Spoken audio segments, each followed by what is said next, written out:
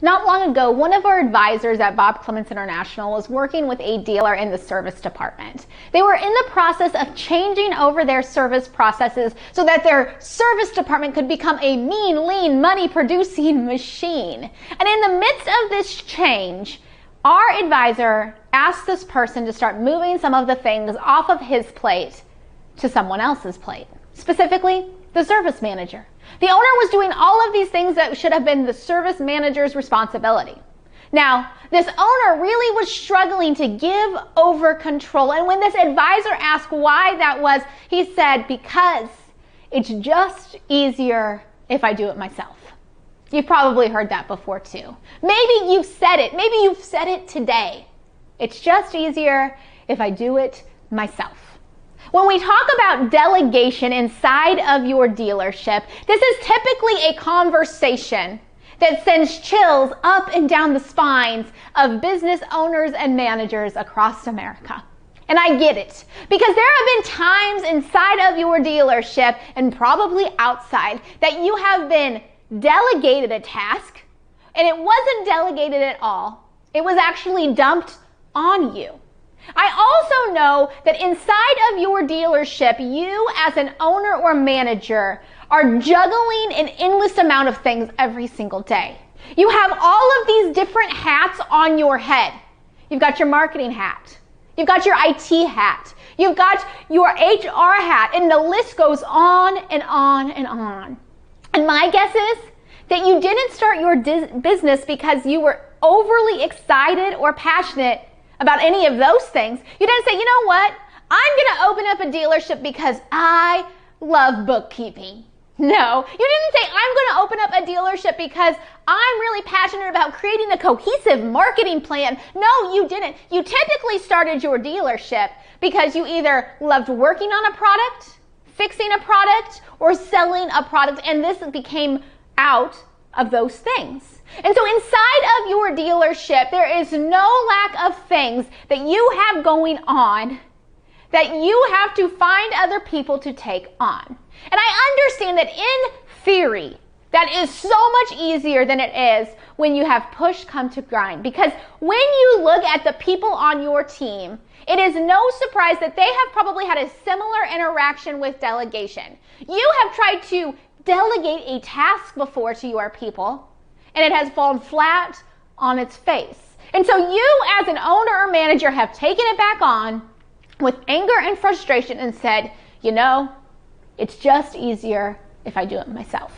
When we think about delegating a task, there are three key things that we need to make sure that we are looking at before we actually go through the process of delegation. The first is we have to ask the question, who has the capacity and the ability to do this job? That's the first thing we want to know. Who has capacity and ability?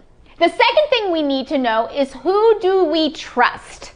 Inside of your dealership, there should be some people you trust. And if we do not have trust as a base, we're never going to be able to move something off of our plate to someone else's. And then third, you need to ask yourself the question, what is my process for delegation? If we do not start thinking through all three components of this, who has the capacity and the ability, who do you trust, and then what is the process, you are going to set not only yourself but your team up for failure. Because you are not actually giving them the things that they need to move forward with this task you're getting ready to give them. In my mind, you as an owner or a manager have three key responsibilities inside of your dealership. The first thing is that you are responsible for casting a vision. This answers the question, where are we going? Okay, so your job as an owner or manager is to actually explain to your people where you are going. The second piece is the strategy. So if we know where we're going, we need to answer the question, how do I get there? So that's the strategy component. And then third, we've got to answer the question, who do I need to take me there? That's about developing your people. If we get into this endless cycle of growth and progress, and we don't actually have a clear direction we're going, we don't actually know how we're going to get there, and we're not developing the people, we are going to be in this endless cycle of frustration. And so if we want to start moving things off of our tasks so we can focus on these 3 things more, we've got to start implementing more delegation inside of your dealership.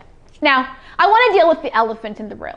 I know that for many of you, you say, Sarah, the idea of only having 3 things to do to run my dealership seems like a vacation. I should be sitting on a beach with a drink in my hand. I get it. I get that many of you as owners and managers are actually involved in the day-to-day operation, and maybe you're the best parts person, maybe you're the best technician, maybe you're the best salesperson in your dealership. But at the end of the day, I want you to identify 3 things that only you can do inside your dealership. 3 things that no one else can do. And we've got to start looking at all of these other things that are on your plate and say, how can I start moving them off to other people in my team? So let's start with the first question. Who has the capacity and the ability to do this job? All right, so when we talk about capacity, we're talking about something that is a time measurement. Who has time to do what I need them to do, this additional task that we're going to move off of our plate onto someone else's? So we're looking at time. We also have to have the question is, do they have the ability? Ability is a skill set. Do they have the skills we need for them to do the job?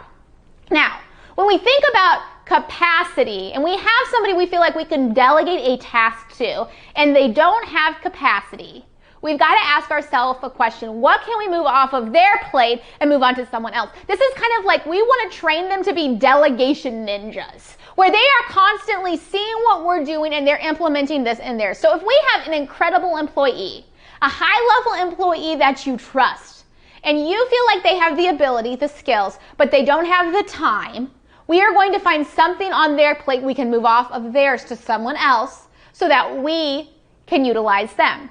Now, on the flip side, let's say that you have an employee who has the capacity, which is time, but they don't have the ability, which is skill. Beautiful thing about skill is that that is something that is trainable. So you as an owner or manager can start training the skill, send them somewhere for training on that specific skill so that they have that ability. The second question you have to ask when identifying who you're going to delegate to is, who do you trust? When we talk about trust, the thing that we need to understand is that trust is like a triangle with 3 different points. The first triangle point is empathy. In the midst of delegating a task to someone else on your team wants to know, do you understand where I'm coming from? When we think about this, you are going to be in the process of delegating a task, and they just simply want to know, when I push back, do you understand where I'm coming from? And you want the same thing from your people. That's how we build trust. The second piece of this triangle is logic. Your people in the midst of delegation want to know, can I trust your thought process? That's what they want to know. So if we say, I trust that you understand where I'm coming from, it doesn't mean you have to agree with them. I trust your thought process. And then they want to know at the end of the day, are you authentic? Are you who you say you are? In the midst of delegation, trust is a vital component. Because if you do not trust the people you are moving a task to and they don't trust you back, you will be in this constant cycle of micromanaging every decision that they make because you do not believe at the core of who you are that they are capable of doing it because you don't want to develop this trust. And so that's where we've got to start. Number 1, do they have capacity and ability? Number 2, do I trust them? By simply asking, do you understand where I'm coming from? Can I trust your logic or your thought process? And then are you who you say you are? That's what it comes down to. And then the third piece of this is that you as an owner or manager have to outline a process for delegation. Now, if you've been around our company for any length of time, you know we are nuts on process. But the thing that we've got to understand and acknowledge is that delegation, like anything else, comes down to a process. And when we follow this process, it allows us to set our people up for success. So what does the process of delegation actually look like? Here's what we're going to do. Let's say that we've got something we need to delegate. Let's say that we are going to actually start delegating filing warranty claims in our service department. You as an owner or a manager have been doing this for so long and you say, you know what, this is something that someone else on my team can do. So I'm going to move it off of my plate onto someone else's plate. So the things we're going to do is first we're going to teach. We're going to teach the values that we want to see happen. So when we're filing warranty claims in service, maybe the values that you teach, or you're going to say to the person who's taking this over or that you're delegating to, I need you to do this with integrity. We're going to make sure that we get as much as we can in regards to the money coming off of these warranties, but we are not going to cheat, lie, or steal from the manufacturers. We're going to teach the values that we expect this to be done with. Then we're going to train. We're going to say, here are the logistical steps for you to be able to do this job. Here's where you're going to get the information from. Here's where you're going to log into the portal. Here's where you're going to upload the information. And here's where you're going to follow up. And I expect you to do this on a regular basis. Maybe it's every week, every month, whatever that looks like for your dealership. Then we're going to equip. We're going to ask your employee who's taking on this delegated task, are there any resources or authority that you need to be able to do this job better? Resources or authority? I get resources. Maybe they may say, you know what, I would like a better way to communicate with the technicians on the jobs that they're finishing so I can better do this report warranties. But authority, that's tough. That's you saying, what are the ways that I, as your owner or manager, are standing in the way from you doing this job and taking it on? The truth of the matter is, your people will never fully take on a task if you do not give them the authority that is needed to help move them forward. When we get to this point where we're teaching, training, and equipping, something really remarkable happens. Your employees start taking responsibility for what you've given them. You know, another example of this may be in the parts department. Let's say that you have someone and you'd like them to start fronting and facing parts in the parts department. Seems simple enough.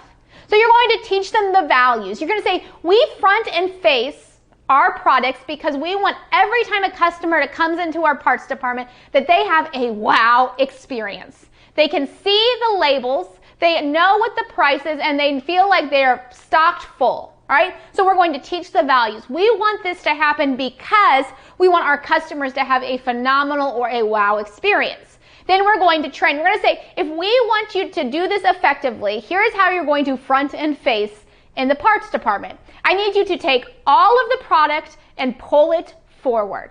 Then I need you to turn all of the product around so the label is facing out. Fronting, bringing it forward with the label, and fronting, pulling it forward. So that's how we're going to actually do the skill.